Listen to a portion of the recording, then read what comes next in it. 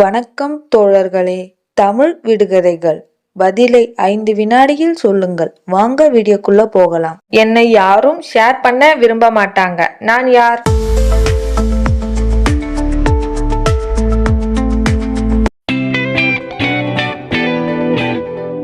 Fight level India Pakistan border. நான் சின்னதாக தான் இருப்பேன், ஆனா உன்னை கொல்கிறேன். நான் யார்?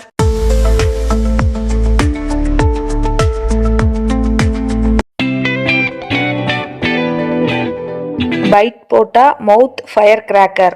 நான் வந்தாலே தியேட்டர் முழுக்க அலறல். நான் யார்?